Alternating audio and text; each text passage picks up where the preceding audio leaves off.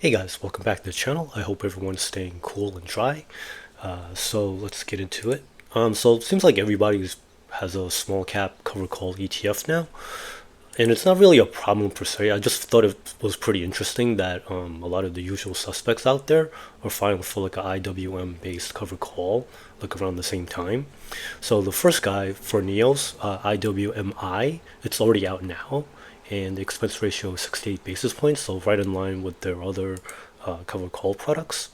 And then just like two interesting things that I noted is that they're using VTWO, like a Vanguard fund, as like the base. And so far they have like a kind of like a laddered cover call thing going on. So basically on two different strikes in the same exploration cycle. So again, nothing too crazy here. There's Garrett and Troy, the usual portfolio managers. And then the next guy, this guy isn't SEC approved, but since like Roundhill already has XDTE and QDTE, like I don't expect them to kind of delay or postpone or anything like that. So this was filed June 21st.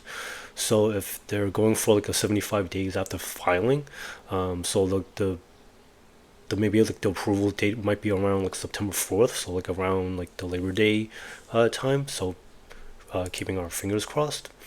We don't know what the expense ratio is, but like I'm guessing it's gonna probably be like around 95 basis points, similar to like the other ETFs. And then just like going into like their investment strategy, you can see that it's using a very similar strategy on the zero DTEs, and they aim for like a weekly payout. And then you see like the similar like portfolio managers, Andrew Sorwick, Todd El Precio, Gray Tan, and Brian Cooper. And again, another fund from ProShares. Again, this is not SEC approved. And oh, I forgot to mention for the Roundhill, it will probably be RDTE. And this is just my guess as to what the ticker symbol will be, just to keep on brand.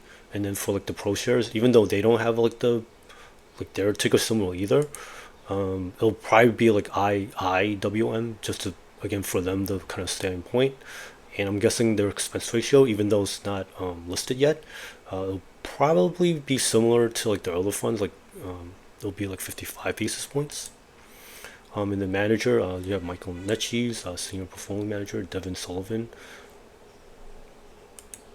So I think like overall, I think that was pretty good news. It's good that the kind of like the smaller guys, like Neos and Roundhill, kind of have like the big three funds going on. Like you have your S&P 500 type fund, then you have like your triple Q type fund, and then you have like the small cap type funds.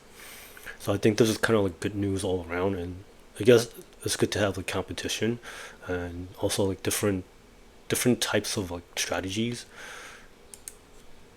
So if you like this type of content, please consider giving this a like. If you subscribe as well, that'd be greatly appreciated. So thank you for watching, and I hope people make some good money out there, and I'll see you in the next video. Bye now.